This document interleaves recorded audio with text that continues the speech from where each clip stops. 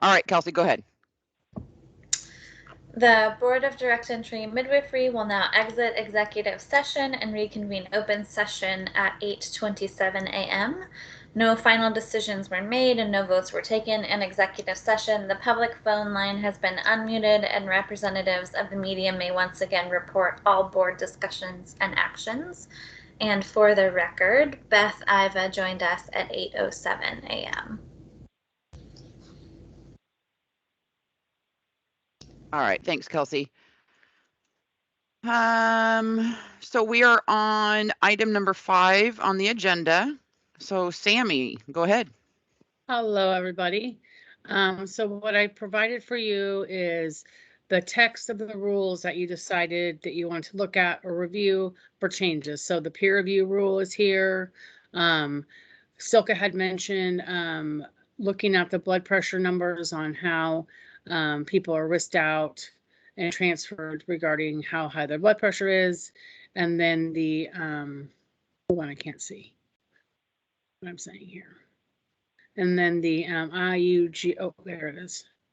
The intrauterine growth restriction. Now we place these just as a placement, and then obviously you will change them as you see necessary. This is just a starting point, and then adding that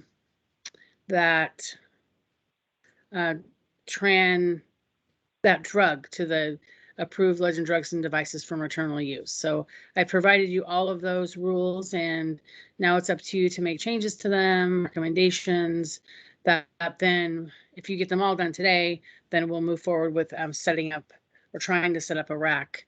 And then later I have looking at the rack again, approving the schedule and moving forward. But I think once we get this finished, we'll have a better idea of how to move forward with a rack and filing the rules proposed.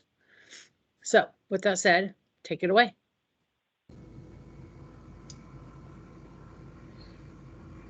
Should we start at the beginning? Just talk about the peer review standards we have? Yes. I think that it would be great if we could clarify a little bit more about what we mean by entity. And it might also help if we like separate this is what we mean by entity and this is what we mean by peer review. Because I think that people get confused with it all in the exact same place. If anyone has ideas for changing the language. What do you mean about separating them? Well, just right now, like we define the entity and the peer review in the same, like for like A and B are the like the how we define the entity, and then C and D are just definitions of peer review. And so I think that if those were separated out a little bit better, it would be easier.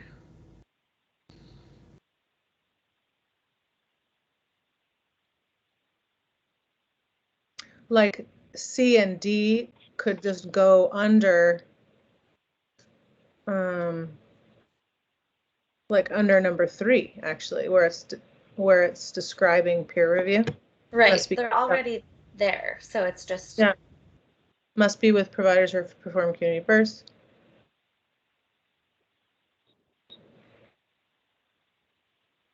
So could we just take them out of 4 entirely to make it that what seems like it would clarify a bit? Is that what you're thinking? I think that would help, but I think also being clear about the entity.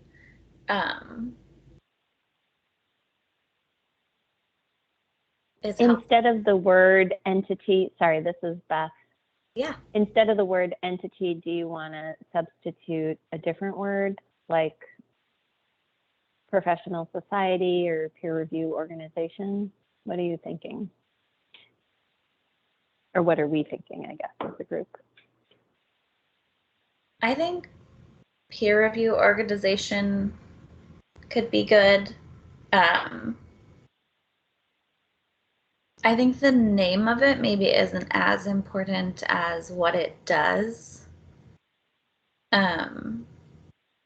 And by what it does, do you mean like a definition of it? So we can leave the word entity, but then entity needs to be defined like in a subset under number 4. Yeah, just what kind of entity we are talking about. Like how many members? Is it somebody that does quality improvement? Kind of going back to the public comment we received on this last time. Right. About Well, making both of those are in there, the number of members and the quality. So I guess we should talk about what other defining characteristics of an entity we want to add to the rule.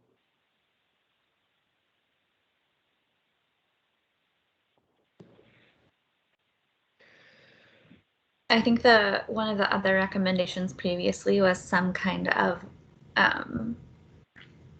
like organizational documents.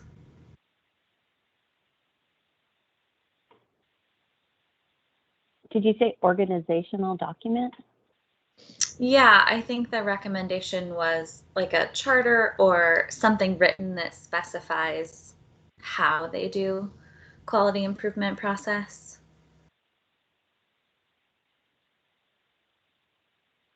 So you're saying that I'm sorry if I'm being sick, I'm still a little bit undercaffeinated.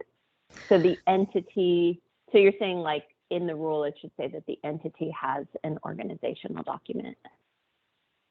I think that would help because as it stands right now, it could just be like any group of midwives comes together on a day, come together and says that they're doing it, and then there's not like a container to hold it.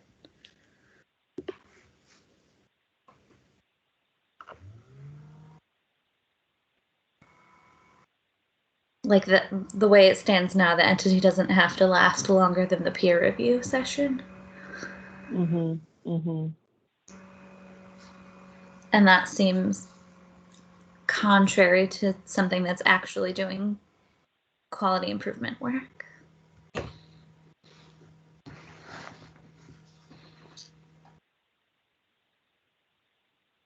This is Wendy. I mean, are you, and this again, I'm not sure how I can impact this because it's feeling like though you are being very, you have something in mind. And that's just looking upon this objectively, it feels a little bit like, and I'm not saying that's good or bad, but I do feel like looking upon it objectively, it feels like you're boxing people into something that you're hoping to establish. And I'm okay if that's what you think is okay. I think it's nice to have structure and do it in a place where it's meaningful. But this has always come up with other things in the past, and I guess I just want to be objective about it. I think, so I wonder what you're going to get from rural Oregon that says you're telling us we have to do it in this way that we can't comply with easily, right? I mean, well, and that I have to agree with Wendy, like on just my instinct of kind of adding a lot of the it does feel like an access issue to me in some ways. It's like essentially, I mean, how many organizations do we have in existence that can do this? Because I can think of one, and that it doesn't feel great to me so far. So yeah, I agree with Wendy. Like, I think I'd like a little more clarification on like exactly what we're trying to do with it. Yeah, and this is Beth. This is Beth, and I just want to throw in here that I agree with you guys, but I also think with this new RAC requirement that anything that we draft is going to have to go through a committee, which is already set up to address things like access issues and equity, that just to keep that in mind as we're drafting it. But I also, I really do think like a discussion of what our purpose is in changing the rule, like a broader discussion about what we're trying to accomplish with this change is a good idea. It's a good starting point for sure. Yeah, and this is Kelsey. I'm not trying to like box it in or like force people to go through OMC. That's not my intention at all. I get questions all the time about people asking me what this means. And so I think it would be, I'm sure for every person who asks, there's more people who didn't ask. Then I just want the requirement or the rule to match our intent and for that to be clear in the rules so that people can follow them without, worrying that they're doing it right.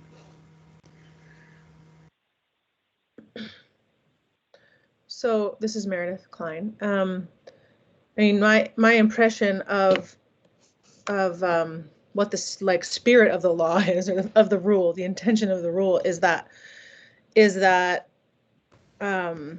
yeah, to sort of obligate people to not only just peer review with like the other midwife in their practice or the person getting outside perspective, and like a framework that people feel safe to be really like talking about quality improvement, because I think that doesn't always happen in peer review. Is that correct? Is that what the intention is of the rule? Because I agree it's confusing how it's written, but is that what we're trying to accomplish, or is it something else? That's my understanding. So as it's written, is it only OMC that would qualify as that entity? Like what? And yeah, we don't want people to feel boxed in. I mean, I agree with people that have spoke up about that already. And sorry, Meredith. As it's written, it would allow for OMC or an entity that reviews the quality improvement and has more than 5 people. Must consist of more than 5 LDMs. So it could be you in your city with LDMs from other cities. That would, today, the way it's written, would be considered an entity or OMC. But does that mean that like the organization or entity itself has at least 5 members, but not 5 members have to be present at that peer review, right? One person from that peer review whose specialty was in quality improvement and was going to look through your charts, that would qualify because they were a representative of that entity. Maybe that's something we should clarify in the rule. Because here it looks like there's 5 people have to be there. No, you can't read 4 without 3, which is why it puts you back to 3. So you have to have at least, each peer review must be conducted with at least 2 other LDMs, one of which must be outside the LDM's practice. So if you're 2 LDMs and then yourself would be 3. But we can clarify that. That's why it's repeated. Got it. So when it's with an entity, it needs to be with the entire entity? No. So, and an entity has to be 5, or no, it just has to be at least 3. The entity has to be 5, but to do a peer review, you only have to use 3 people. Got it. So maybe we can make that clearer. Maybe we could clarify that, yeah. Right, that's why I think like defining the entity really clearly and defining the peer review clearly is helpful. Do you want it to be at least three people, including the person that's being reviewed? Yeah, I mean, I think that makes sense for any time there's peer review, that it's at least 3 people and not all of them in the same practice, which is what it says now.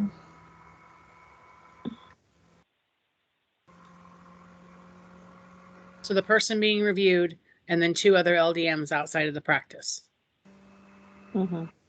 Got it. Well, at least it's right now it says 1 of which has to be outside the practice. Yes, true, yes. But still the total is 3. Is the total 3 and 1 outside of the practice? Yeah, I can see where it's confusing because you're not requiring the 5 to be outside of the practice. Mm-hmm. That's And what you I can mean. Like peer review is at least 3 LDMs that are at least 2 separate practices. And that's like the meeting that happens is peer review. But what we're saying is at least one of those peer reviews has to happen like under the purview of an entity. And the entity is defined separately as having at least 5 members and does quality improvement. Mm-hmm. Okay, so let me ask you this. Are you okay with entity meaning an entity like OMC and the 5 members? Are you okay with that? Because maybe what we're missing is in 3, we're missing one of the peer reviews needs to be in an entity. Like we haven't wrapped 4 into 3. So that might be why it's confusing. Well, I think that that's the question too, is how do we want to clarify what we mean by entity and clarify like what it means, like who the entity is. Not saying like it has to be OMC, but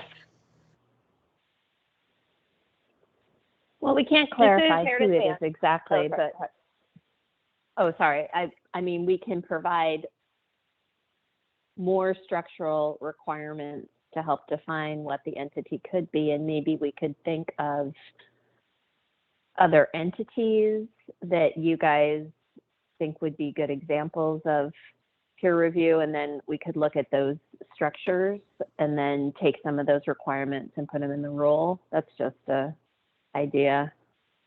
This is Meredith. Yeah, that makes sense to me. I just kind of want to say, maybe I'm totally off base here, but I'm not sure that to make a good peer review, like if the goal is to improve the standards of peer review, I'm not sure that what does that is requiring it be an organized entity. Like to me, what does that is having more structure around what constitutes a peer review. Like what does it have to include the people, but also like what things do you have to discuss? And adding like the organizational requirements does feel limiting to me on what people can do. There are people that aren't going to want to work with certain organizations. There are people in rural areas that can't get to them. And I'm not sure that imposing the organizational aspect necessarily makes the peer review better.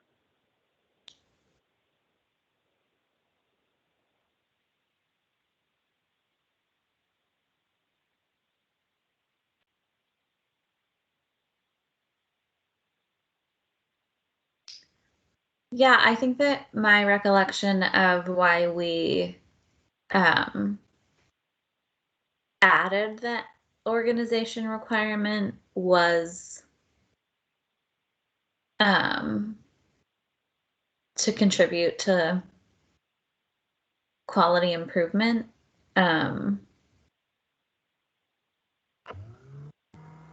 But maybe there is a different way to go about it. Because that's really helpful, Meredith, is the rule getting at what we want to get at, which is improving care. And maybe that entity isn't the way to go. Right. Like if the goal is I totally get wanting to have like quality improvement experience involved in it, but maybe like defining the entity isn't necessarily how we get there. Like we can, to me, it feels like we can clarify the language, but I feel like having more clarification about like, what does a peer review constitute? Like, could we add an appendix item of a sample peer review form, or the things you have to discuss or review, or like those types of aspects rather than who necessarily does it as part of an organization. Yeah. Do you have it up in front of you? Because we do define peer review. Yeah, I do. And I'm just wondering if there's anything in that list that seems, or if there's anything that you think is missing in how we define peer review already.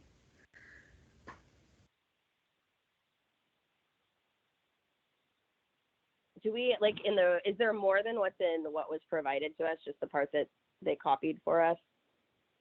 Just trying to find it in the regular rules, because I see what we're looking at, and then the why you have to do peer review, but I don't see the list of what. Oh, it's like just above there, it says the objective of peer review includes reviewing the care provided, making recommendations for quality improvement, and identifying areas where additional education or skills training is needed. My camera's on. Can I turn it off? Turn it off. Right, and I like the objective. I think the objective is clear.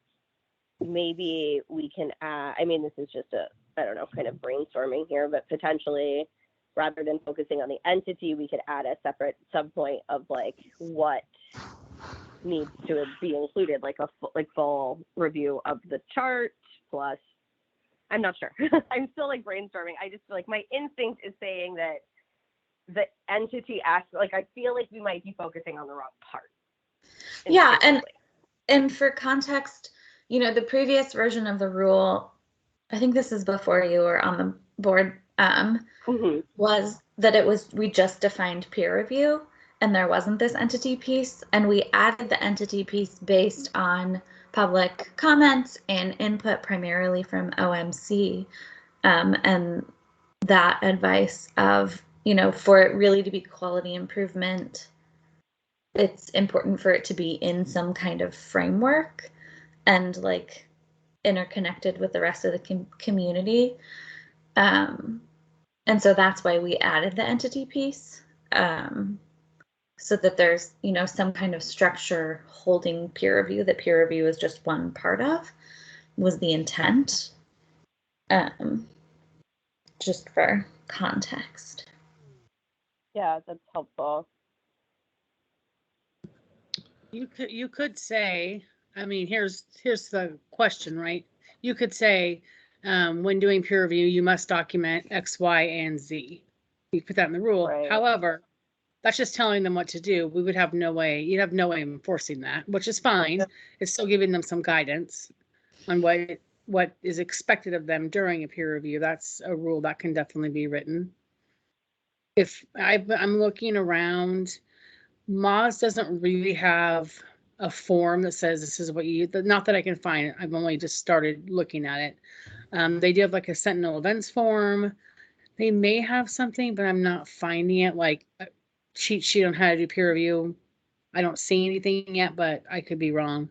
Yeah, I remember that we did try to look at other places and how they were defining things when we were doing this rulemaking some years ago, and we didn't really come up with anything great. And a lot of the definitions seem to be kind of circular and irritating. So yeah, and a lot of, like with Washington, is it's defined in their law, so they have to do it, and the law has given them some pretty specific parameters around what a quality management program is and is going to look like and how they're going to enforce it. So that's the difference, right? Is that they have to do it, and then we midwives have to do it, but we don't really have to give them any structure to do it. It's something that you've chose to do. Right. I do know that one thing I think specific to Moz that we might want to consider is, right now our rule just says that you have to go to peer review. It doesn't say anything about you having to review any number of cases. It only says, you know, if you have these Sentinel events, you have to be reviewed. But that might be something that we want to add, is like each LDM reviews X number of cases at peer review, not to exceed the number of births you've been to. What's everybody's interest? Why? This is Wendy. Why would you add that? Well, because right now people just have to like show up to peer review and hear cases. They don't actually have to be reviewed. And so if we are looking to improve care, it seems important for like everyone to be actually reviewed potentially. And that is one of the that is structures. very, okay, Are sorry, you that's thinking, just sorry, very this is Christine. Are outside you, of, sorry. sorry, are you This is meaning like Wendy, and I was just review gonna say that's any very, cases? oh, sorry. Sorry, Wendy, go ahead. No, this is, it's just very outside of, standard of care. And I'm not, again, not saying it's wrong, but I mean, that is not considered standard of care for sort of medical people, that you have to regularly undergo quality assessment unless there's an event, that happens. So I'm just curious how you would sell that. Christine, what were you saying? Oh, I was just wondering, are you thinking reviewing outside of the ones that are listed as far as the sentinel events that kind of make you need to, that are like the precipitator of needing to be reviewed, or thinking review any case that a midwife like brings forth? Like, how would those be chosen? Yeah, I mean, I was specifically thinking about the Washington requirements, which I think that people do have to have their care reviewed so many times a year. And I think that what comes to mind for me is that a lot of us don't have any of these outcomes in a year or 2 years or 3 years. And so a lot of people come to peer review and their cases are never reviewed. They just come and they listen. Because that's the requirement, is attendance at peer review, not that you actually like participate means show up. It doesn't mean have any of your cases reviewed. So it's kind of going back to what Meredith was talking about of if we actually want to improve people's care, then having their care reviewed seems like part of that. I see Wendy, you have your hand raised. Yeah, I think I'll try. This is Wendy.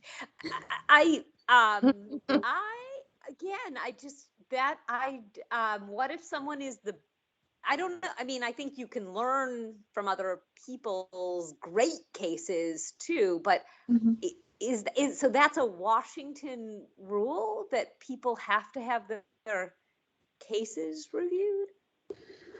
I don't have it in front of me, but that's my recollection, is that you have to have so many reviewed. I don't know if Sammy has it pulled up. That's just an interesting, I mean, again, not that I think it's wrong, but it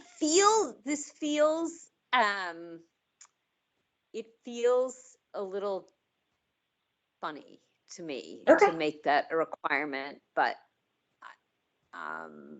and I'm not saying it's a bad idea. I just don't know how you're gonna sell that to people as a requirement. And I just feel like there's this underlying agenda here. I just want to say that because I mean, and to me, that's a little concerning. An underlying agenda.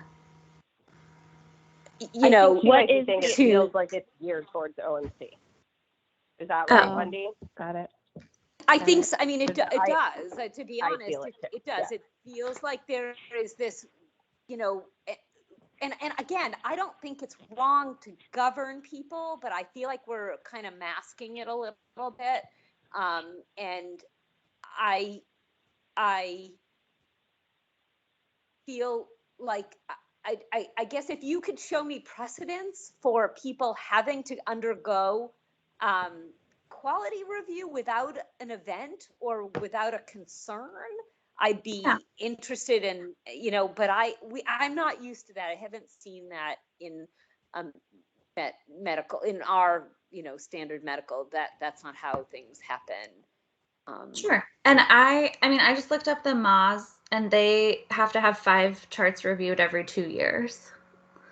So there is some precedent for it. And who does that? And what's their wording and who does that? I didn't have time to read all the details. But maybe that's something that we could look at more closely if we want to look at precedent. In my mind, I'm thinking about like quality improvement as a long arc, right? Like I was just reading the 2015 Snowden paper again and thinking about how that, OMC did jump in and do a bunch of like quality improvement efforts. And now the data is better for LDMs. And I think that is really important for us as a board to consider, because our goal is to protect the public. And so if, and the way that we have the rule right now seems really unclear to a lot of LDMs. So I'm looking for clarity, and I'm not particularly attached to any way we do that. I really appreciate what Meredith was saying about how we don't need to box people in, and like, let's think about it in a way that's actually going to improve care. And I think that's great. And if we want to just take out the entity part and just be clear about peer review, I'm fine with that too. I'm just trying to hold all the pieces of the intent of our board, the feedback we've received before, the confusion that people have had about it the way it is, and just asking you all what we want to do with it moving forward.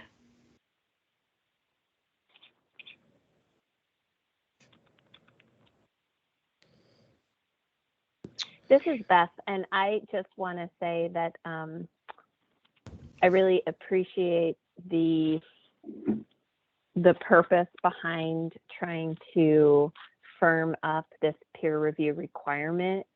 Something that does just worry me a little bit is, and I know we've talked about this before, and as a board, we don't necessarily have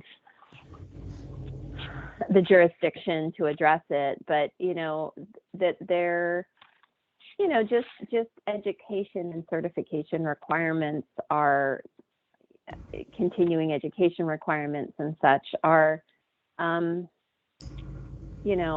as standardized as in some other fields, and that's fine, but I think it's really great when in these other systems to just make sure that quality assurance is being met and people are doing best practices, and so I do appreciate that the peer review process is part of that, and it seems really, really important to me that that's an ongoing, continual process for practitioners.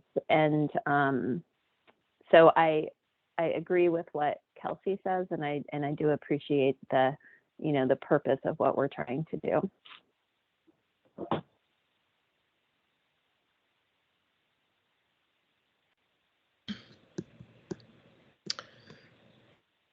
Is there a way for us to suggest, or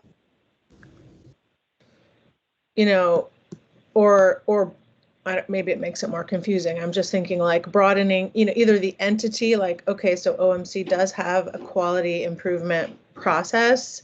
That could be one of the things people chose, but also giving other resources for, I'm just thinking that people had a framework, like, because otherwise you can't track it, right? When you do your recertification, you just like put the date that you did peer review and how many people. So, and it would be a privacy issue to include anything else besides that. So could you include, that's my impression.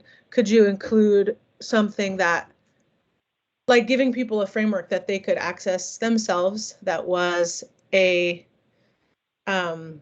particular questions, or like how the actual chart review would happen, like in their community that they chose. So it didn't box it in to be OMC or some other professional organization.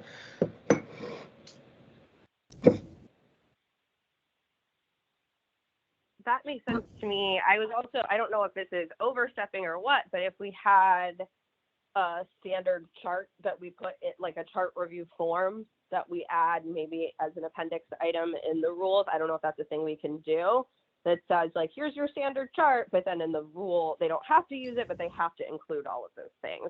And on the enforcement side, I mean, we require it for sentinel events like this, and we list those pretty clearly.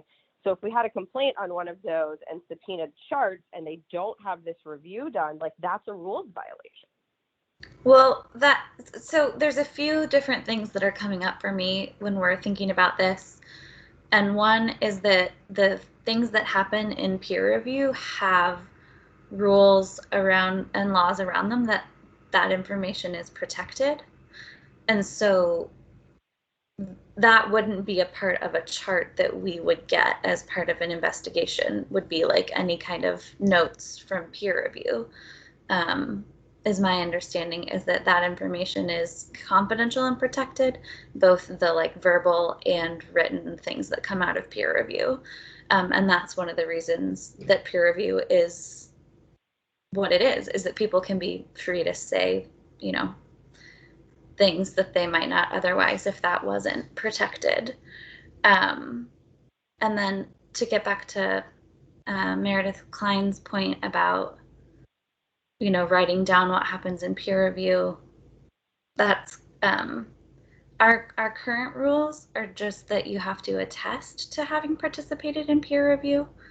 And so that form that you're mentioning, I think, would only come up if someone's audited, that they would need to show proof of peer review attendance.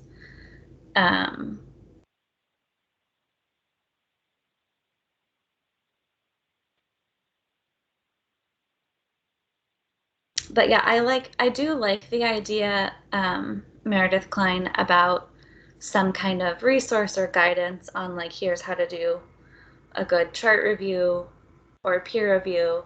But I think in the past, that hasn't been within the scope of the board, is to provide things like that. Like when we were talking previously in rulemaking process about like informed consent documents and templates, that wasn't something that the board could do. I don't know if it would be different for giving guidance on how to do peer review. But I know for other things, we haven't been able to offer that. We've just been able to point to other resources.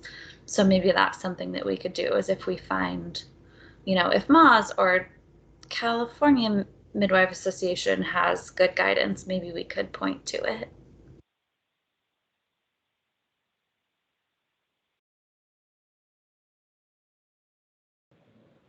Yeah, I mean, it sounds like the Washington rules are much more, I don't know, strict isn't maybe the right word, but you know, if they're reviewing people's charts every 2 years, then, or if there's some rule around that, then that's not necessarily what we're going for as far as like using their resources. I don't know. I mean, it feels circular to me, like there's all these possible ways that maybe, and resources maybe we could include, and then we're back to the point of like that was probably the intention in the beginning of calling it an entity, so that was a way to track it, because the entity would have a process and a document that they might use, and you know, all these things that we're trying to kind of like see if we can piece together without the entity. So, because otherwise it doesn't seem like there's really a way to track it. And the concern was probably that whether or not this is actually happening in peer review, or like organically happening without a framework that's kind of imposed.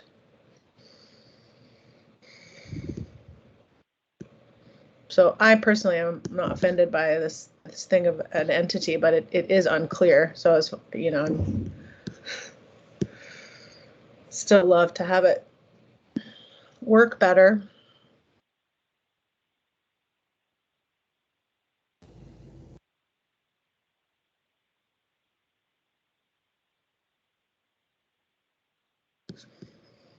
I mean, what happens if we are not making any progress on this today? Is this like another thing that we just kind of punt to, we'll make a rack, and that seems like a long process too. And so then the rack can talk about it more and then give us their suggestion, like where are we, like thinking about your long arc, Kelsey, like where are we headed with conversation? I mean, I guess could we just do like a straw poll? It sounds like we are of mixed opinions on removing the entity versus clarifying what we mean by entity. Who is for just getting rid of the entity requirement? Anyone?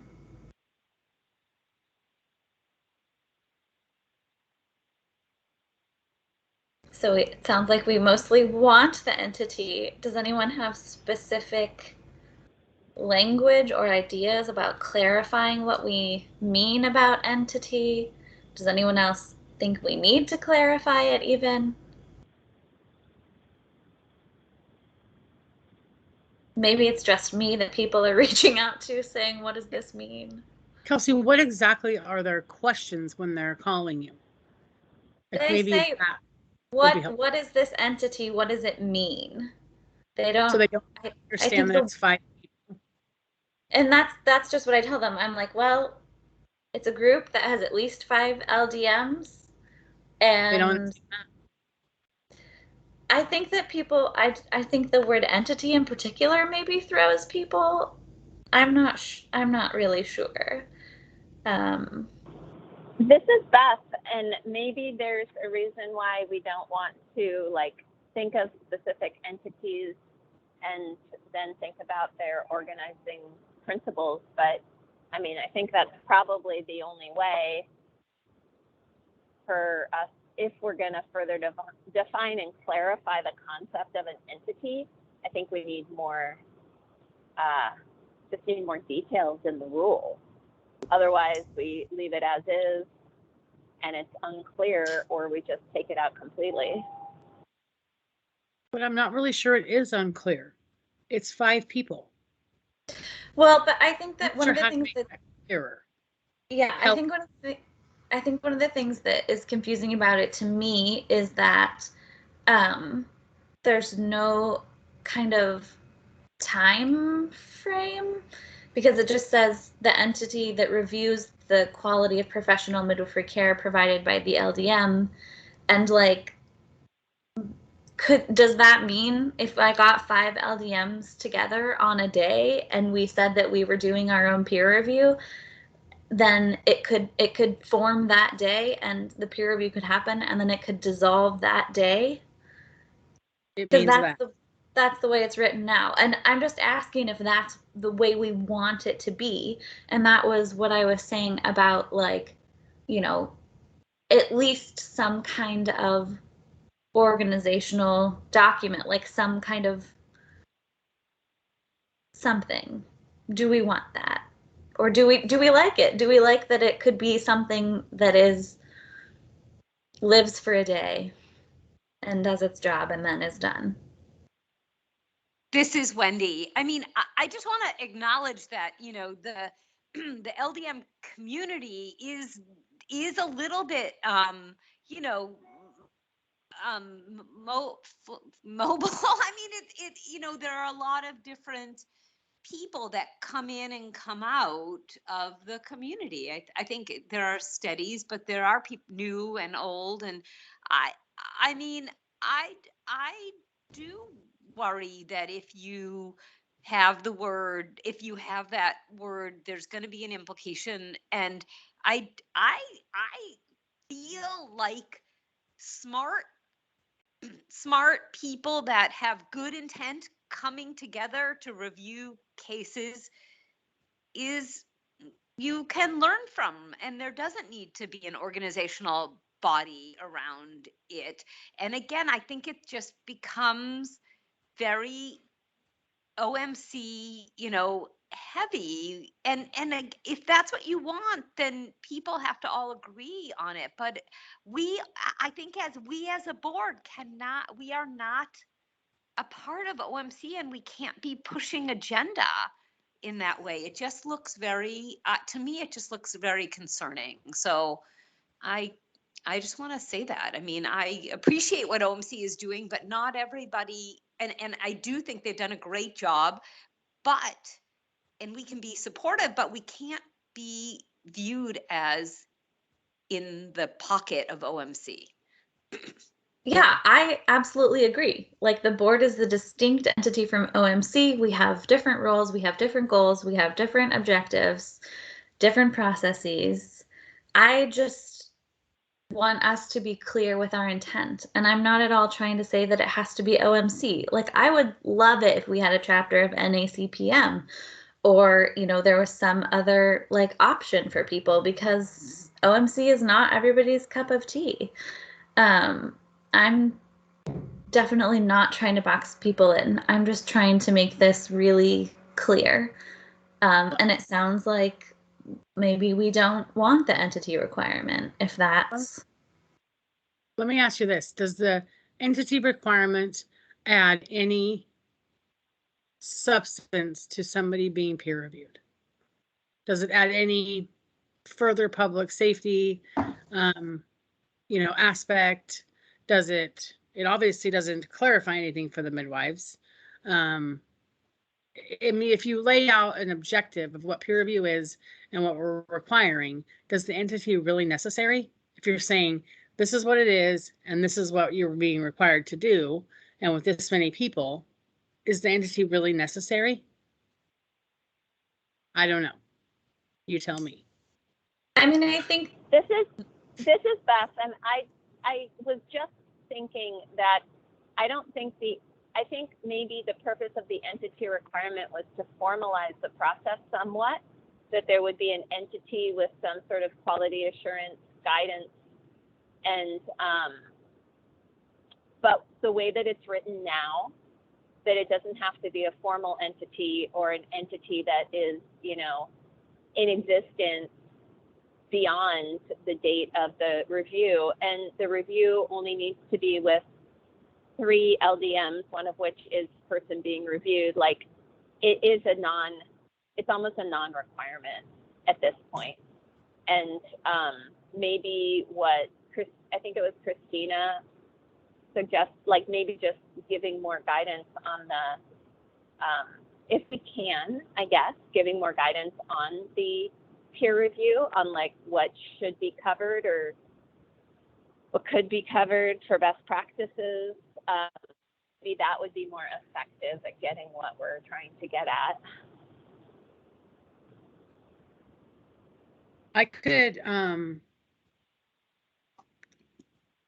hold on, I'm thinking out loud now. I mean, I could write a rule.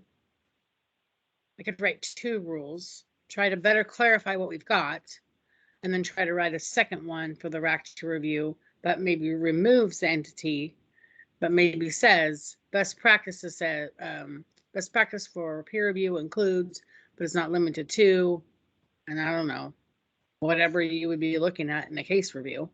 Heck if I know. But I mean, I'm sure I could find something, and then it just is what it is. Here's what we're saying you should be looking at. It's including this, but it's not limited to this. It could be everything else.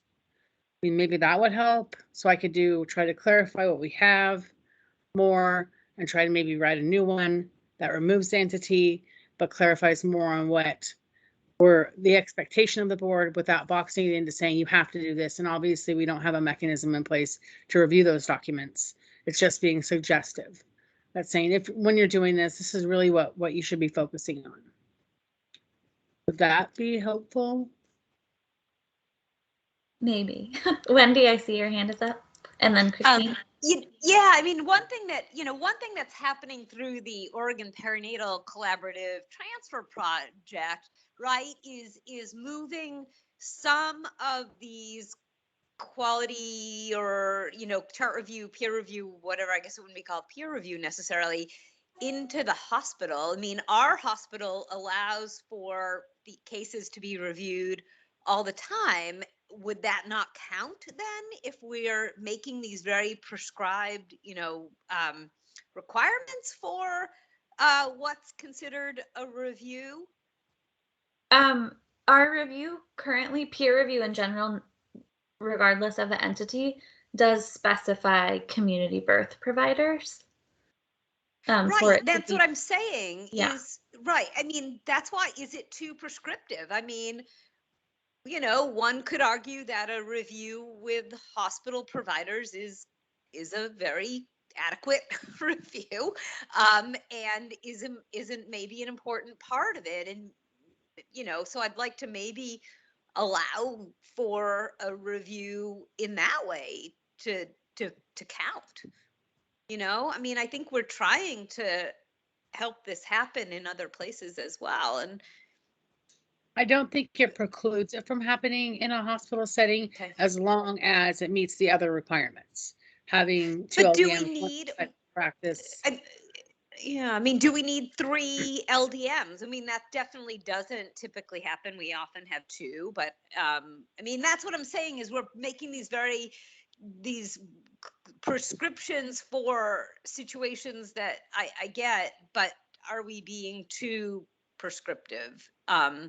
And then saying, well, sorry, you reviewed that with, you know, the chief of obstetrics, but that doesn't count, you know?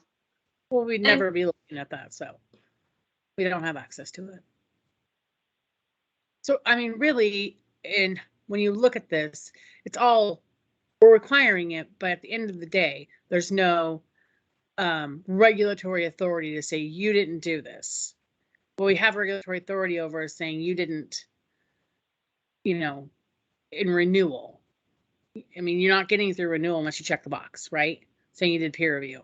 If you do it online, you check the box. If you do it through the mail, then you fill out the little form. So it's really just a guideline. This is what we expect, but we have no regulatory teeth to say you're being cited if you don't do it, because we can't review that information. That's been taken out by the other statute saying that it's not considered compliance information. I can't remember what it says.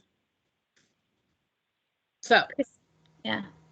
there you go. Christine? Oh, I was just going to say, if we take the entity part out, then it seems like peer review would just need to be with 2 other LDMs and only one of which needs to be outside of their practice. Is that right?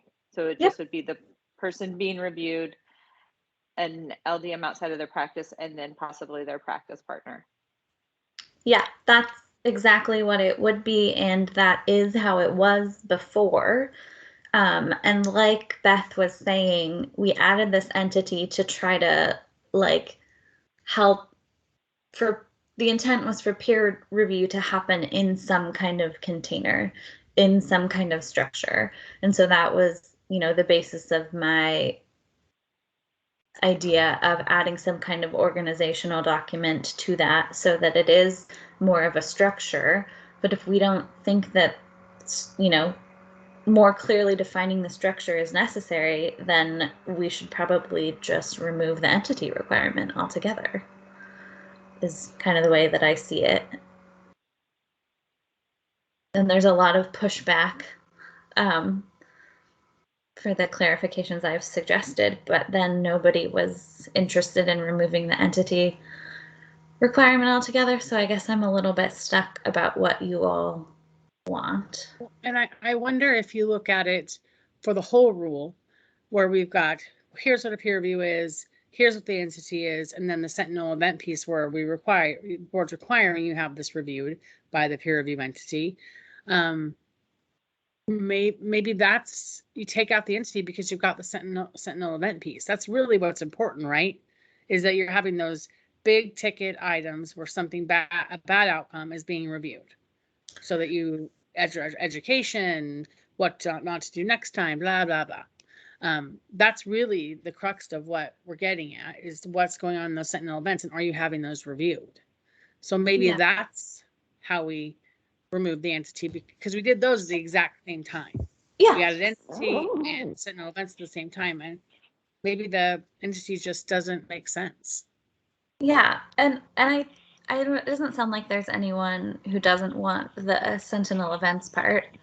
I think that my suggestion about being a little bit more like Moz and having a requirement to be peer reviewed, not just attend peer review, is that even if a midwife is giving awful, way outside community standard care, the likelihood of triggering one of these sentinel events is still pretty low, because for a low risk population, the risk of these events is pretty low.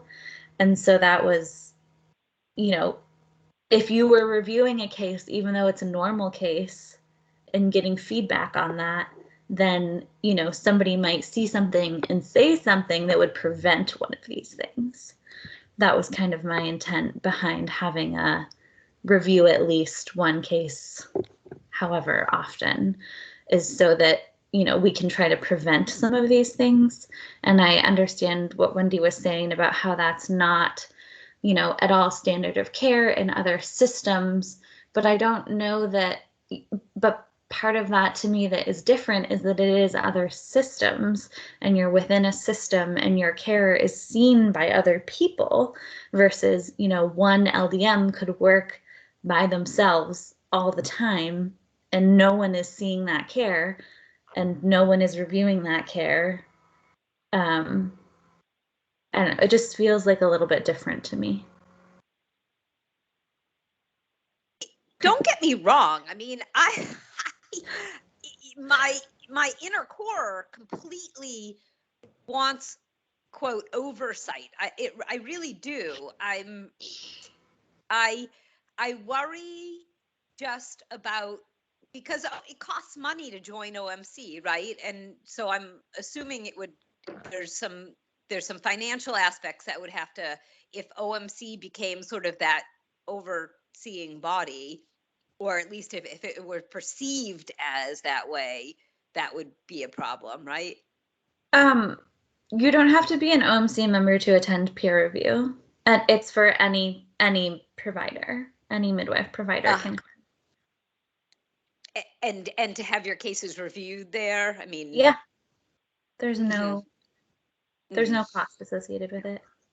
Yeah. And are you doing virtual reviews now? Yeah. Or? Yeah, I think that some of the regions, to my understanding, have been doing virtual reviews for a long time, and particularly in rural places like Southern Oregon, where everybody's spread out pretty geographically. Virtual reviews have increased access. Yeah. I mean, again, I'm all for peer review. I'm all for quality improvement. I'm all for some degree of oversight. I really am. It's a complicated system when there's only, you know, whatever, 110 people spread across a state with, you know. Sure. Okay, I have a new idea or a different idea. Great. Just to add it. What about we just take out the Sentinel event, no, not the Sentinel event, take out the entity thing out of the peer review, because it is already specified what we're supposed to be doing. Whether or not that's happening is, you know, not something we can regulate anyways. And then have this Sentinel event. Can we just add something that says that your actual chart is reviewed, that you actually review the chart, which is different than, I think, than, well, I don't really know in other regions, but in our region, it seems to be more like, you know, just the midwife telling the story and looking at her computer and reading her chart. Nobody's actually looking at the chart.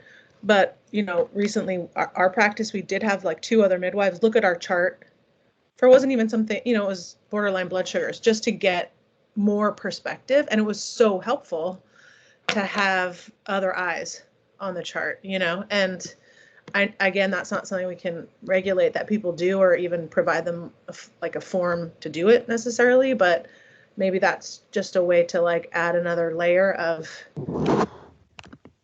like, really, this should be examined by your peers if it's these Sentinel events. And otherwise, we're hoping that everyone is doing peer review with these other things in mind, reviewing the care, making recommendations, and identifying areas. But that doesn't specify looking at the chart. And I think looking at the chart is always helpful to get outside perspective. Could we add that, or is that just like a whole nother inappropriate layer of, you know, like extra work to get it in Meredith, there? I like that. like, I mean, I don't know what everybody else thinks about it, but I like that idea of taking out the entity and then focusing on sentinel events, and maybe under, you know, the guidelines of like peer review means at least 3 LDMs, 1 outside of your practice, remove the entity part, and then reviews includes a chart review or a review of charts is like one of those check boxes of the things it includes, and then it's still like a little vague, but it's, you know, to give people flexibility, but it does say like you need to review the chart. I don't know how people feel about that, but overall, like, I agree. I think that having your charts reviewed is great and definitely helpful. I do think that that's a totally different thing than the way peer review is currently happening. And so I think that we would just need to acknowledge that if we're expecting somebody to read somebody else's chart, that the time that that takes and the like energy and investment is different. It's a different ask. Not to say that we can't or shouldn't, but just acknowledging that like you're not going to get through 4 cases in peer review if it includes reviewing the chart. Okay, No, can but I if ask a we put question? it in the, like, if we just put it in the sentinel events, you know, like you need to be to review within Right. 50 days, including a review of your chart. These things, because those don't happen that often. Thank goodness. Yeah, I I agree think with that, because I think a lot of the things we bring to peer review, at least, you know, all of the ones that I've attended in Oregon, aren't just these sentinel events. A lot of us review other things, and those don't, you know, aren't held to the law of like chart review if we put that in, but it does for these big things, you know, at least that sounds what Meredith's saying, which I agree with.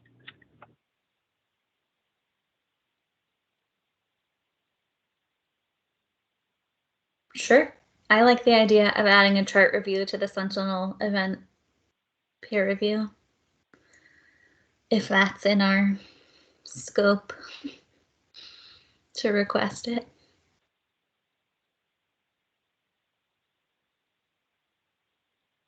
I guess I always thought that a chart review was part of peer review. Because you bring the chart and you look at it. Guess I was assuming. Yeah, the usually the midwife who's presenting the case has the chart, but it's not like passed around and other people are looking at it. That's like a different kind of event. Typically that's called chart review. And in that case, like the copies of like de-identified charts would be provided ahead of time because it's, you know, potentially hundreds of pages to look through in preparation for that review. So usually the chart is with someone in peer review. So if there's a question like, oh, what was her hemoglobin at 13 weeks? Then, you know, so the midwife can like look that up and provide that information. But it's not a standard part of peer review in any of the peer reviews I've participated in for somebody to like line by line go through the entire chart, which I think is what Meredith was maybe talking about, or maybe that was just a more specific, like just looking at a section. I don't know if Meredith Klein wants to clarify that.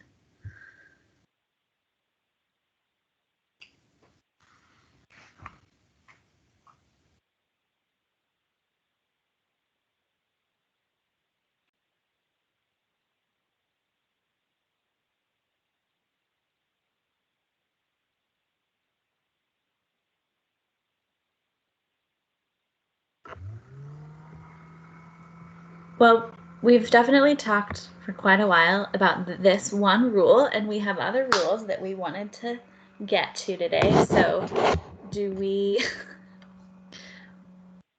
come to any kind of conclusion? It sounds like there's more in favor of removing the entity requirement. I would say for me, this is Meredith Vance. Sorry, I'm climbing upstairs. I would say removing the entity, and I am for adding a chart review as one of the requirements for sentinel events. And I feel like that would make me feel pretty good.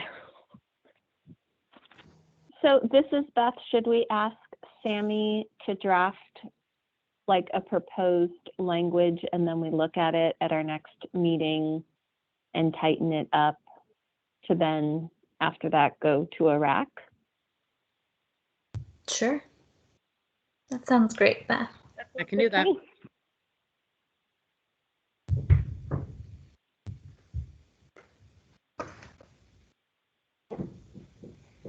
Moving on. Next rule.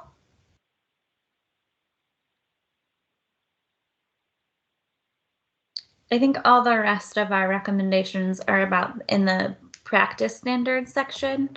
So the indications for consult and transfer.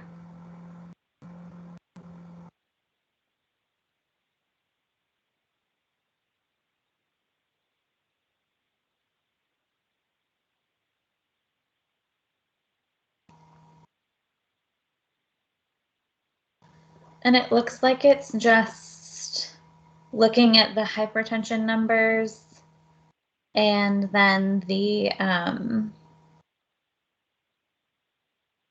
clarifying about non-reassuring fetal surveillance. Do we want to tackle the abnormal fetal surveillance first?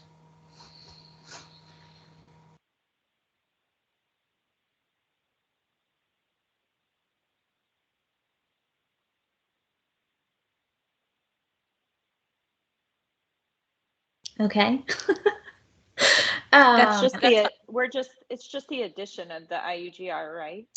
Well, that's the way that it's drafted, but I think there's in my mind it would be better to clarify that it's not I mean, I think if we want IUGR specified in our rules, that's great, and it could be a separate it would be better to be its own line. But I think that if we wanted to talk about the things that fetal surveillance means, that would be helpful in this, because it's specified, biophysical profile and non-stress tests. But in my mind, surveillance is, looking closely. And I think that that's like the definition. And so it's any way that we're looking at the baby. So it's not just finding IUGR on an ultrasound, but it would be like any abnormal findings on an ultrasound. But then I don't know that that's necessarily an indication for transfer, any abnormal findings. So I think that there does need to be some clarification about what we mean by fetal surveillance, and if there's specific abnormal findings that need to be transfers, they might need to be their own lines. So do you think if we change it to say abnormal antenatal testing? But then the question is all abnormal antenatal testing an indication for transfer? Because that's the section we're in. Like if somebody has an echogenic focus and it resolves, or that's the only finding, like, sure, that's potentially an abnormal. That's not antenatal. I mean, I wouldn't think antenatal testing, I would think as more as like BPPs and NSTs and AFIs and fetal growth evaluation and like Doppler, cord Dopplers and things like that, not necessarily like fetal anatomy surveys. Sure. Yeah, I think however we want to clarify it, I think that is a good clarification. So not necessarily saying intrauterine growth restriction, but listing growth scans as part of fetal surveillance. And what was the other thing you said? Doppler cord, the cord Doppler velocimetry.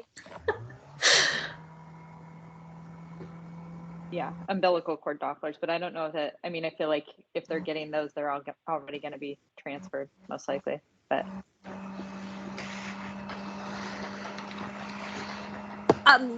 this is Wendy. I do worry about being, again, very, very prescriptive, because things are going to change over time, right? I mean, who knows what the next thing is. So defining it may make this obsolete sooner than it needs to be.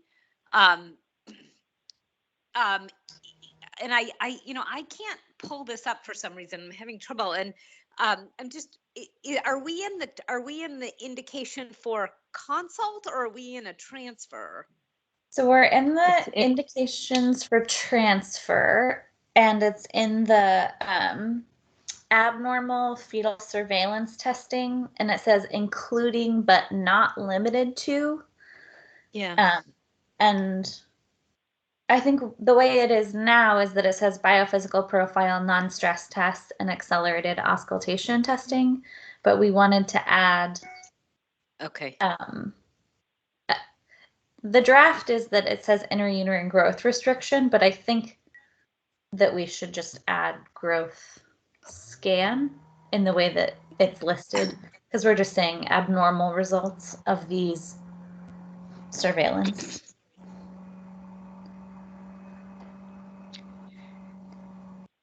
And I think that, Wendy, do you feel like the including but not limited to encompasses what you're saying about Yeah. the ever-changing do. nature of I care? do. You know what? I think, yeah, I think where it gets sticky, as you implied, is the definition of fetal growth restriction, and we saw this in a case recently, that the overall growth is normal, but the abdominal circumference is abnormal, right? And so I guess we met a kind of problem with a knowledge gap, right, that existed in the midwifery community between understanding what that abdominal circumference, how an abdominal circumference was equated to a growth restricted fetus. Yeah, and what was it that Colleen always used to say, that we can't legislate common sense? I don't know if you have like a specific phrasing or wording that can try to encompass. I mean, I think part of the reason why we took IUGR out as its own line item was because of the ever-changing definitions and even the phrasing used. And so I guess, how can we get at what we're trying to get at? And how can we be clear about it? It looks like you were going to say something earlier, Meredith Klein. I was.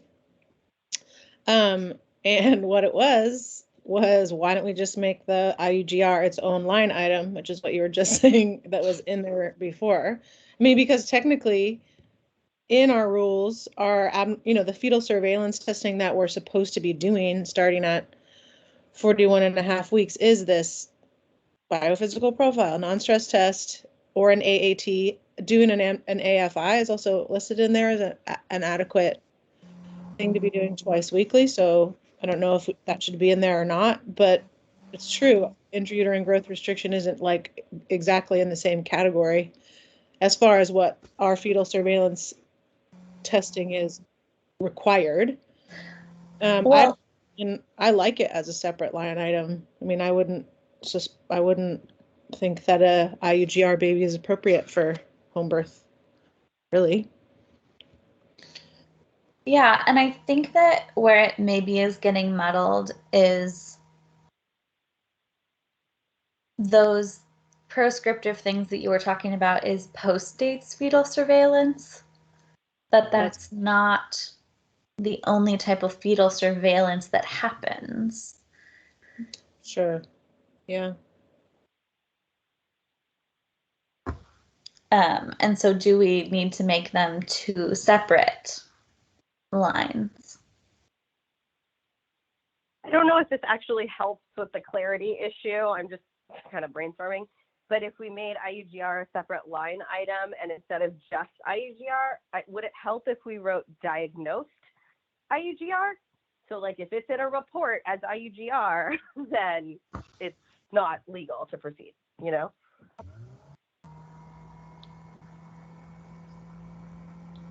This is Wendy, and I want to that works. respond to, yeah, I'm going to respond to Yeah. that particular. I think that you may not get a person saying, and number one, it's called fetal growth restriction now, FGR, that's the new terminology. So I just want to lay that out there. That's And fair. then two, you may not have somebody write that in a report, and there can be several reasons for that. One, they may not know.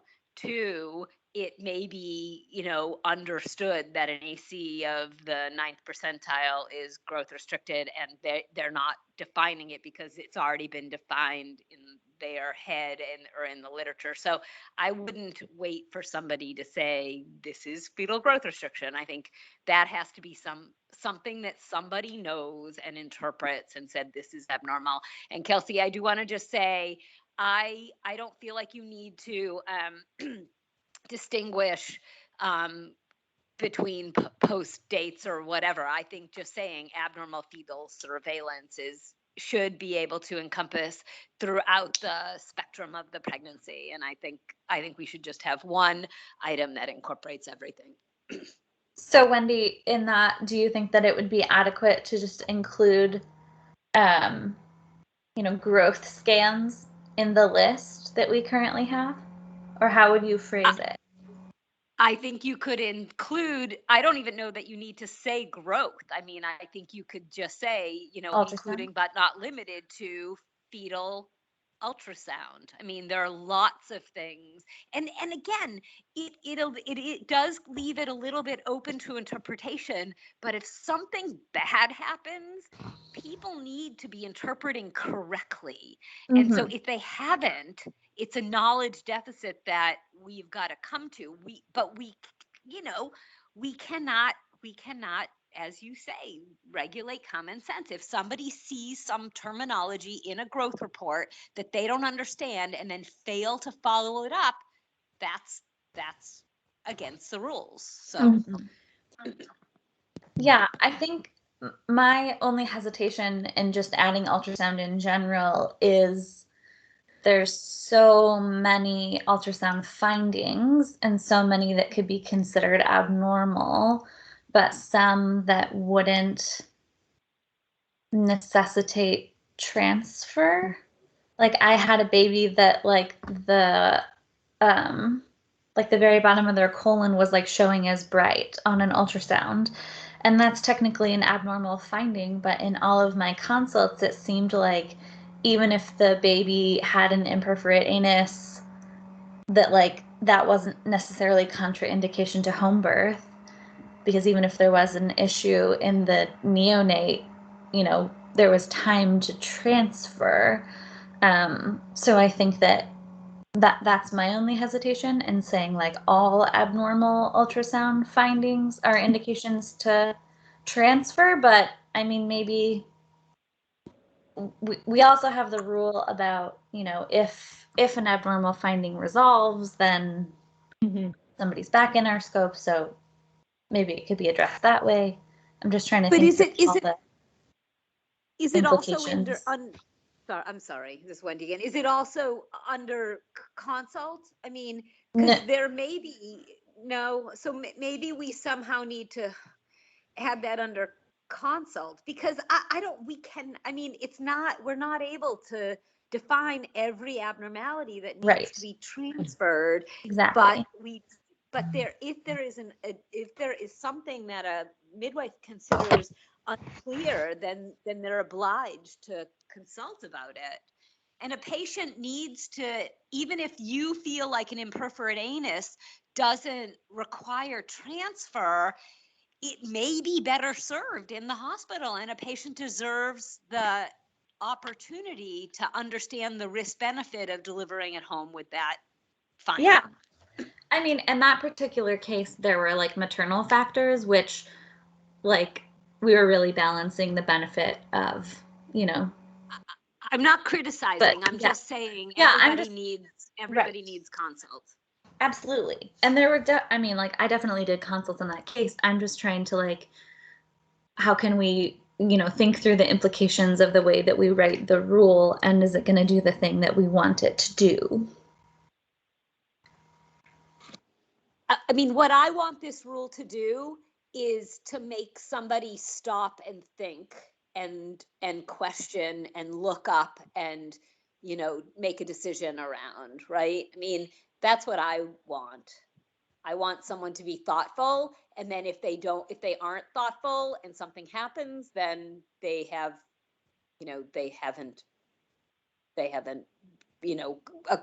achieved the intent of the rule.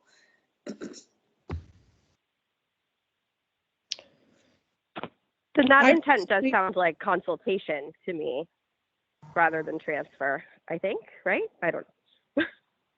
I mean, do we want people to just be consulting, though, when it's fetal growth restriction?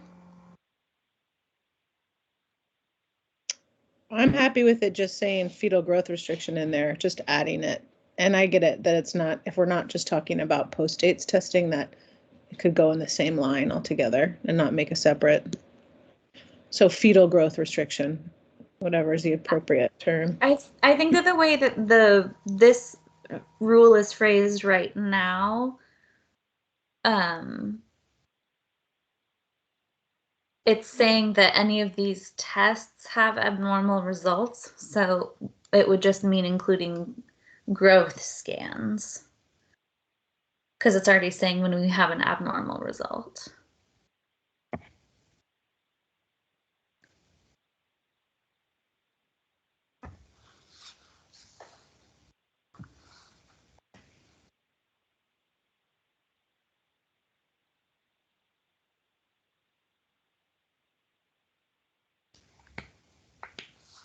So if we wanted to include, fetal growth restriction, then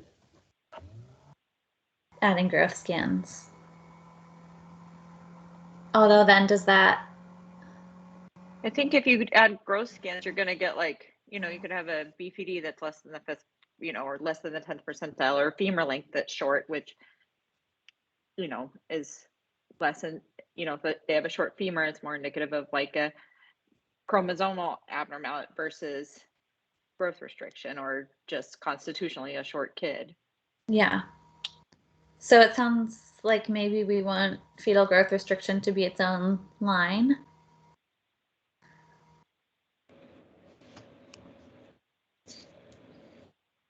I could get behind that. I am not opposed.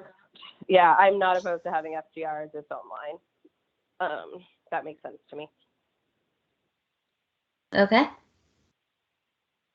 So update our terminology to fetal growth restriction and just add it as its own line as a antepartum indication for transfer.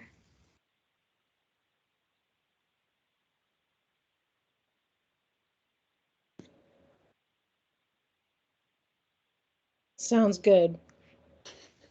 Great. Let's do it. Do we want to talk about blood pressure? That's Sure. our last. Is blood pressure in every place?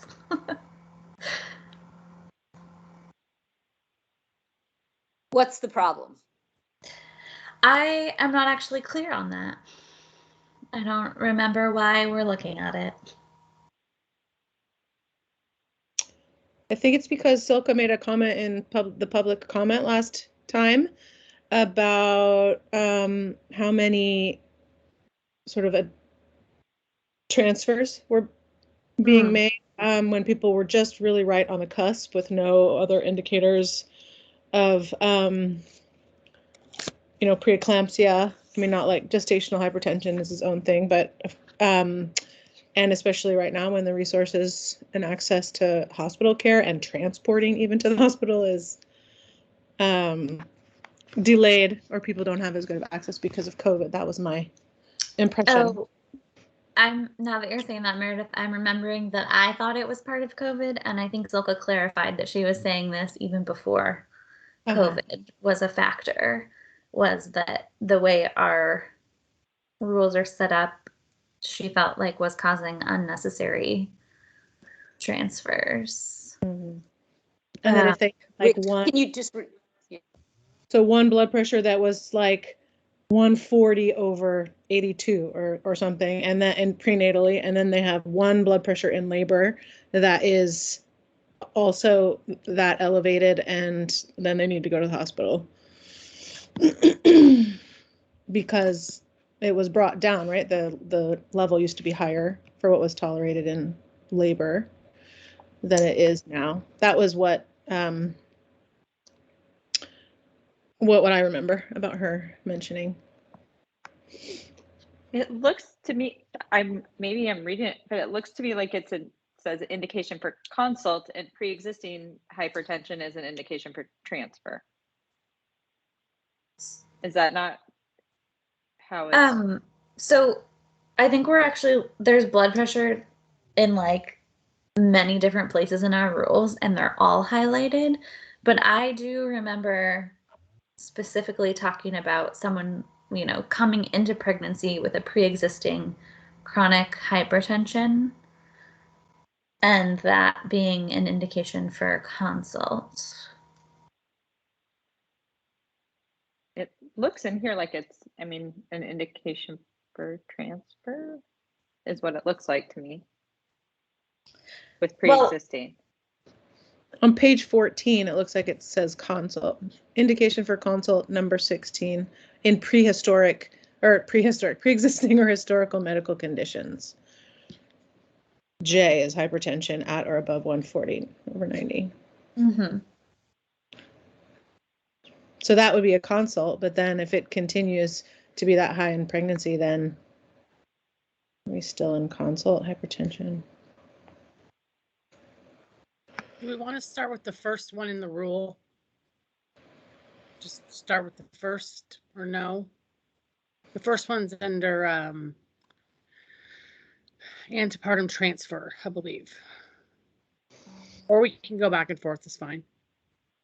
I think we can start with the transfer. On page 3. Well, no. Sure. Hold on. Materials. Oh yeah, Page it looks 14. like it's in transfer here at the beginning, and then also in consult, page 13. So my understanding is that if there's somebody who has hypertension outside of pregnancy, and maybe they're managed on a medication or something, that is a consult. And then if they have hypertension in the pregnancy, that is an indication for transfer. So it's about how well they're managed. And I think that I remember Wendy particularly weighing in on that. I don't know if you want to say anything about that now, Wendy. Yeah, I don't know. I didn't get the rules this time for some, and I'm not. Do you have the in the meeting materials? If you scroll down. For some reason,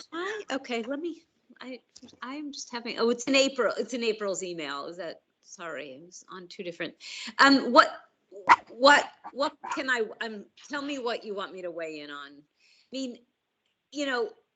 I think that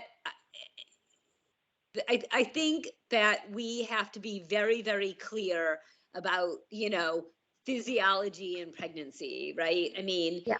The physiology of pregnancy is that people who were hypertensive get less hypertensive.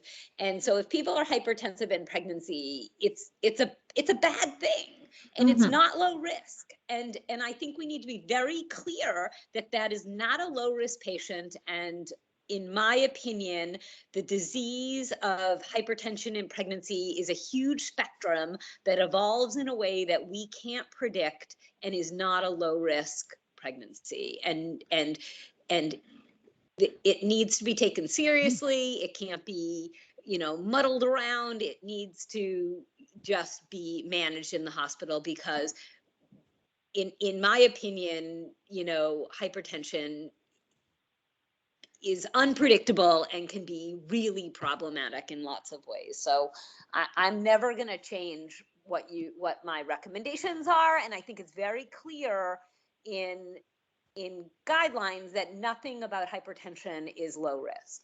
And if we are here to protect public health, when you start becoming hypertensive, it needs to be moved to the hospital.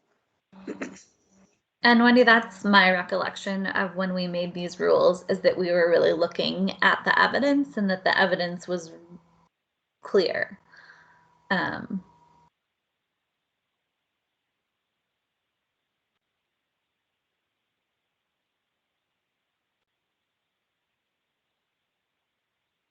Is anyone interested in changing our guidance around hypertension?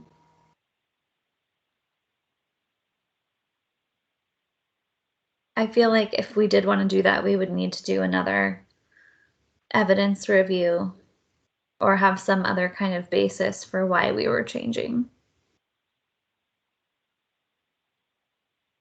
I mean, that's the thing. Like, if I see what they're saying. I mean, I get it. So somebody had a 140/82 during the pregnancy, and then they're in the middle of pushing, and they're 142/84.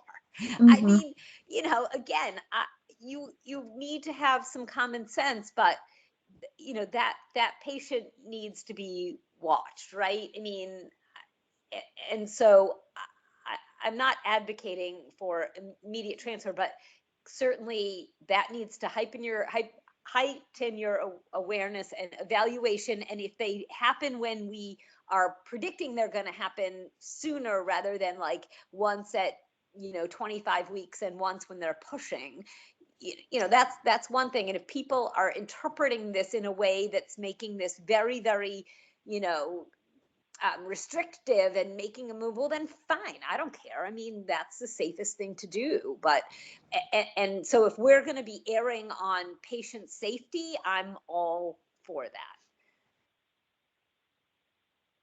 I agree with Wendy. I think because if we move it all up, then the risk is somebody has like 140s over 90s for a huge portion of like pregnancy and the labor, and it's because it hasn't met a higher criteria of like 150 over whatever. If we move, you know, changed it a more severe range, then we're in trouble of, you know, and not transferring appropriately.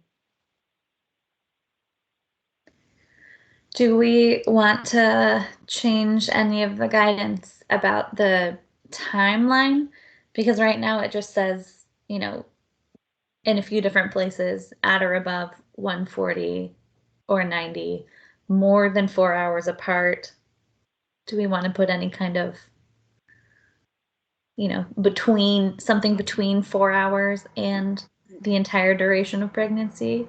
No, we don't. I mean, this is the rule. This is, you know, this is the guidance that we had. We start making stuff up, and then we're making stuff up. So I'm going to say no. I mean, we need to be cautious. I mean, one of the things that I have seen happen more than once, which is really troubling to me, is somebody has a 142 over, you know, 88 at 34 weeks, and there's not another blood pressure for 2 weeks, right?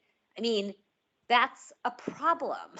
Yeah. And I've seen that several times happen in the community, and people are not taking this seriously enough. Yeah, I mean, that's So sorry also... to jump in. I do need to hop off. Okay, thank you for being here. Yeah, I'll try to come back if I can, but thanks, guys. Yeah, Wendy, that also matches my understanding that honestly, by the time we're at 140 over 90, things are pretty severe in pregnancy. it's not normal, right? It's not Right. normal to be 140 over 90. So Right. And especially if you know, I don't know, Meredith kind of mentioned, hypertension in the absence of signs of preeclampsia, but if you have that hypertension and any of the signs of preeclampsia, like you're already experiencing organ damage, is my understanding of that disease process. Yeah, and gestational hypertension in the obstetrics, in the allopathic obstetric community is treated just like preeclampsia, right? I mean, so it's a condition that evolves in an unpredictable manner, and I think we need to respect that.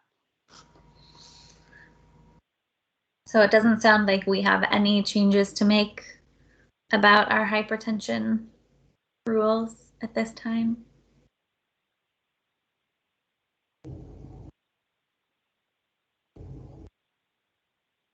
I think, were there any other rules that we were looking at? That's all that I remember seeing.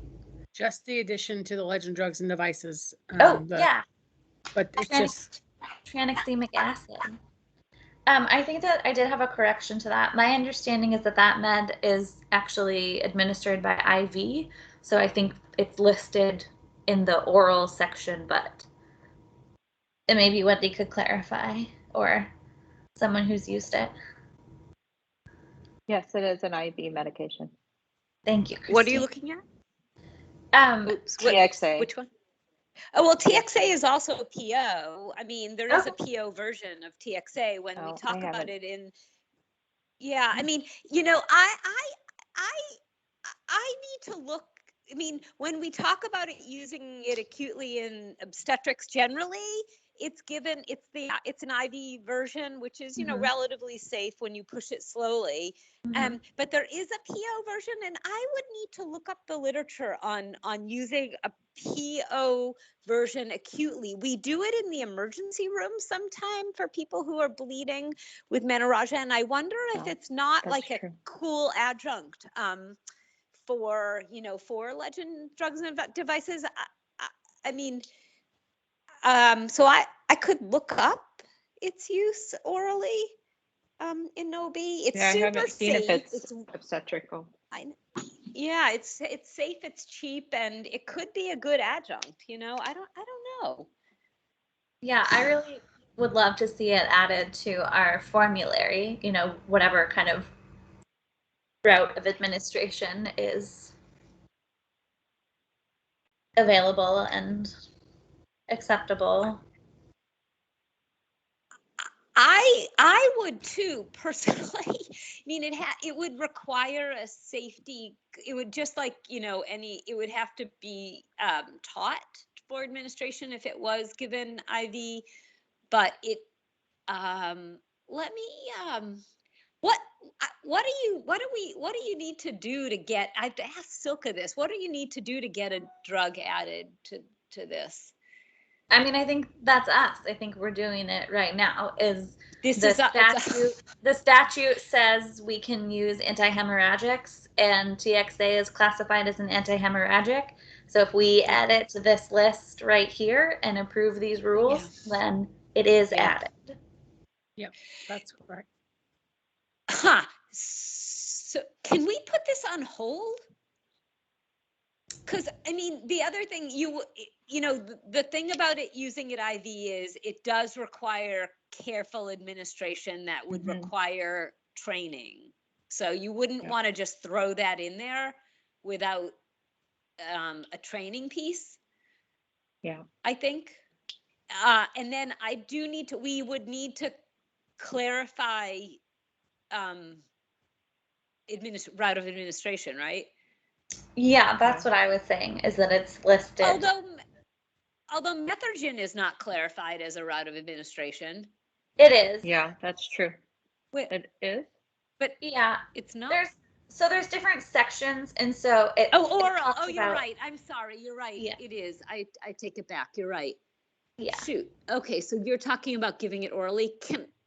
We need to look that up. Well, yeah, and I think that, I mean, I think Sammy put it in there for us, and it's not Sammy's job to know how we, know all the medications. So that was my Sammy. My clarification was it probably goes under IV, not oral, but maybe both. So, sorry, it's not any more clear, really. And as far as putting a hold on it, Wendy, I think that one of the, our agenda items today is to approve a schedule for all of these proposed rule changes. And so we're not like deciding today. There's going to be, whatever we, our draft kind of today is, and then there's going to be a rules advisory committee, and there's going to be public comment, and we're going to look at it again. So I think if we are pro TXA, we could just add it as a draft now, and there will be more fine tuning that happens before it's made a rule. And my understanding is I'm going to bring it back at the next meeting so you can look at peer review. So if in the event there was time to research whatever, you could bring that back as well, Wendy, at the April meeting.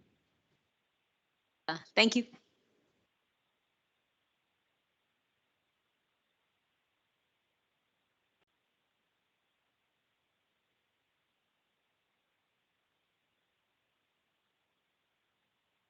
So then I think that's all of our rules. What's next?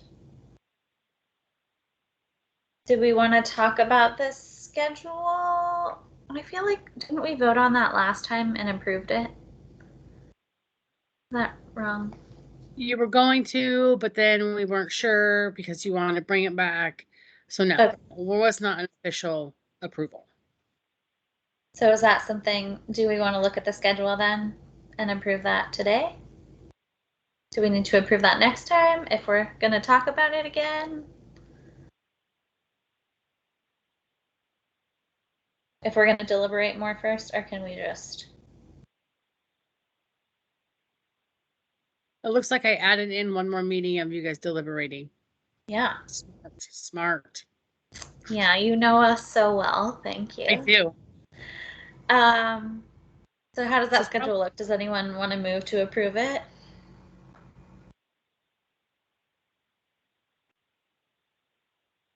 Motion to approve. It's Wendy. This is Christine, I second. Great. A motion has been made. I will call our roll. Kelsey Fisher, aye. Christine Morales. Aye. Meredith Klein. Aye. Meredith Mance left. Beth Iva. Aye. And Wendy Smith. Aye. So did I get everybody? Yes. Great. That passes. The last piece is just to review. So you guys decided, like, kind of gave me some information on who we should have in communities and persons for the Rules Advisory Committee. So I put kind of a chart together of what I heard you say and what I heard Silka gave us some information. So look at that. Am I missing something? Do you want to add something? Like, this is a new, so I don't have a lot. I'm looking to you for guidance. If you think this is good enough, I mean, I've included coordinated care organizations who would be covering OHP patients, birthing centers, birth attendants would be OMC, and all the midwives who are licensed.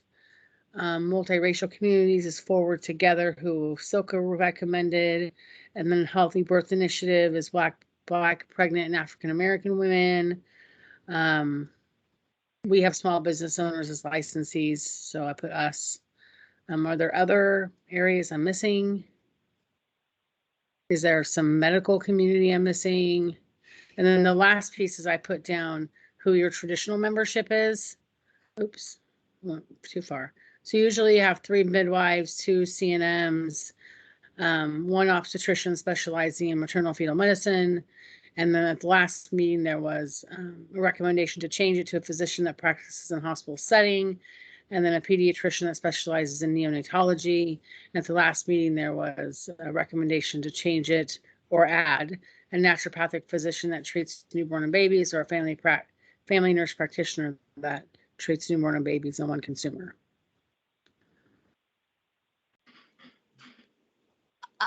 So you're replacing a more defined obstetrician with a physician that practices in the hospital setting? I don't agree with that. I mean, Wendy, I think that specifically it was somebody who does obstetrics in the hospital, but that person could be, you know, a family practice doc. And I think part of the feedback that was also given about that last meeting, which you weren't here for, was that, you know, we already have your specialization on the board, which is, you know, and we But have. I'm not on the rack. I mean, Right, I'm not exactly. on the rack, and I'm But- not, and we may not get things that are, you know, if it goes to the rack, and I mean, I don't know. I guess, I mean, I think it definitely needs to be more prescribed than, you know, practices in a hospital setting. What we wouldn't want to do is to make it feel like we're precluding them as a community, you know, Sure. obstetrical providers. Sure. We were just trying to make it more inclusive. Can you say one physician that practices obstetrics in a hospital setting? Yes. I will Can change it that. not be I mean, can we say an allopathic physician? I have no clue what that even is. So Well, it's not a naturopath. It's an MD or a DO. Are there can't list it. NDs with hospital privileges that are catching babies? Naturopaths? Yeah. It depends what you call a hospital, right? Oh my gosh. Okay. I Sure. don't think you could limit it to DOs and MDs by referring back to the law, their law. Okay. But I don't think that's what you want to do. It's 677 something. Okay. But that would be very limiting. Okay.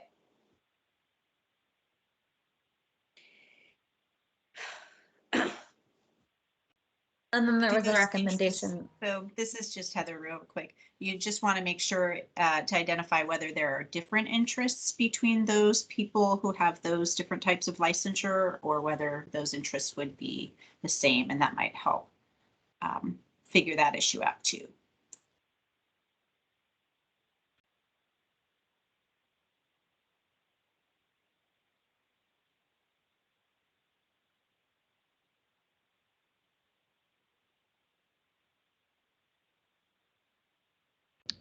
Is there anything on here representing transgender communities that might be important to add? There are transgender folks having babies with midwives at home.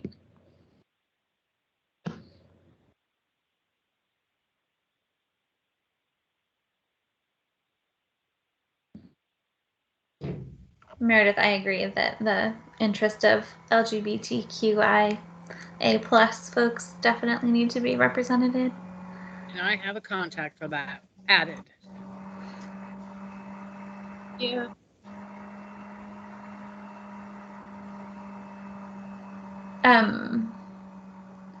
Do we want to give more direction on who is on the rack? I think that there was also feedback about broadening the definition of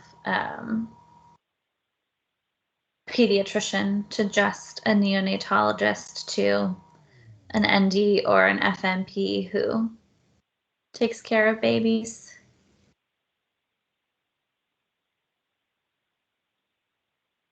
Would you want that to be somebody in the hospital that also cares in a hospital setting? I mean, I think that that's what we need to decide. That was just the feedback or the commentary from last time was a request to broaden that definition.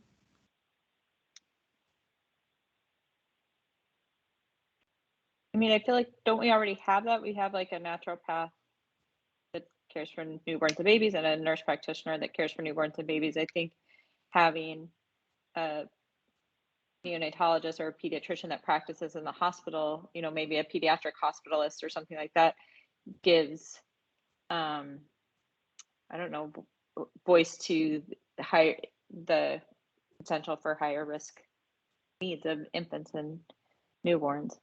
Yeah, I think that the way that this is listed is not super clear. Maybe my recollection is that we have typically had a neonatologist, but that those other two were recommended to us as options for that seat. Oh, not all. So it's not that we have all of those, but it's that we brought in the neonatologist seat to any neonatal pediatric provider. But I think that just as we're defining a physician that practices in the hospital setting as important, I think a pediatrician a person that deals with babies in the hospital brings a very different perspective than a naturopath or a family nurse practitioner that does not go into the hospital. Sure. I mean, I think that's why it's on there, is it's for us to decide and talk about what we want.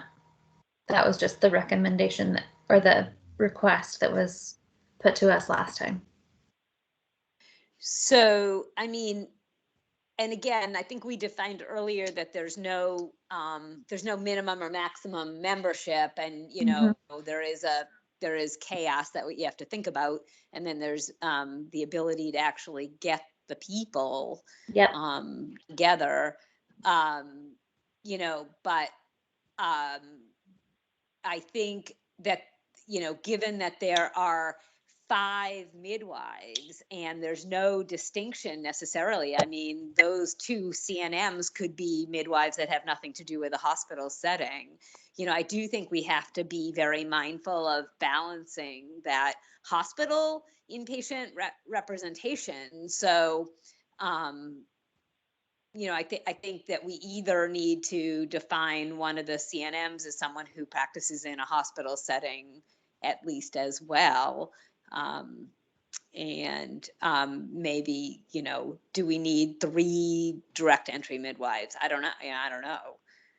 I mean, I think that's one of the questions that I have about, like, a rules advisory committee making rules about community birth, that we're requesting so many people are not actually people who do community birth.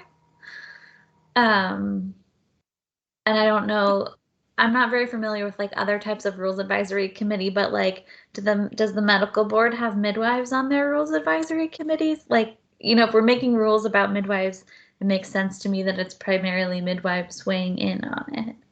Well, I think the 2993 changes the dynamic, because you may find that we have a lot of consumers who aren't midwives on those racks. And so I think we have to change our mindset on who we're having on a rules advisory committee. Of course, I'll try to get, if there's 3 LDMs, try to get them to fit in one of these categories as best I can.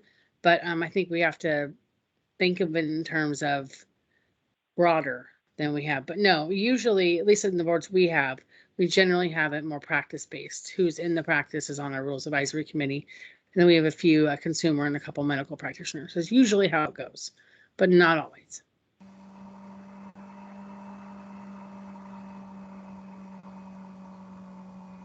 And I mean, just to clarify, medical boards don't make rules for CNMs. CNMs are under the Board of Nursing. So, I mean, yeah, but you're right. I mean, but I do think different perspectives have to be part of this. Given again that it's public safety.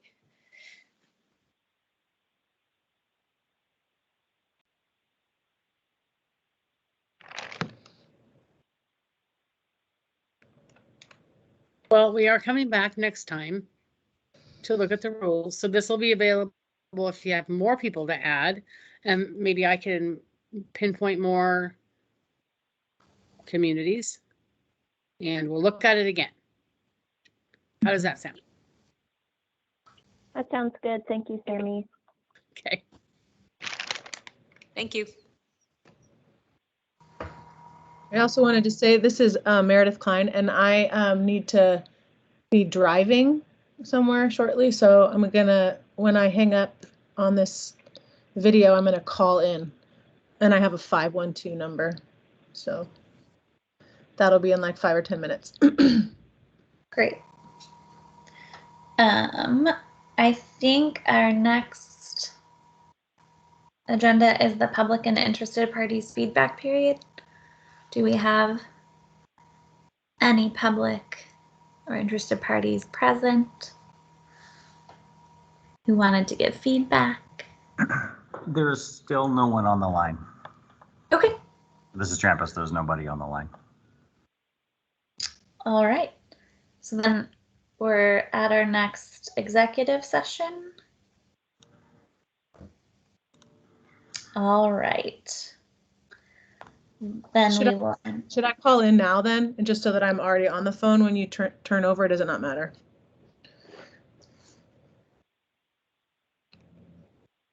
Meredith, it doesn't. I would say it doesn't matter. Whatever's convenient for you. Okay, I'm gonna hang up now and then call in. Thanks. Okay, the Board of Direct Entry Midwifery will now meet in executive session pursuant to ORS 192.6602F and ORS 676.595 for the purpose of considering information exempt from public disclosure at 10:23 a.m. on March 10th, 2022. Representatives of the news media shall be allowed to attend the executive session by conference call and will be provided further call-in instructions shortly. The public phone line will be muted for the duration of the executive session. Are there any representatives of the news media on the public phone line? No. Recognizing there is no news media in attendance, the public phone line will be muted for the duration of executive session. We will return to open session before taking any final actions or making any final decisions. We are now in executive session.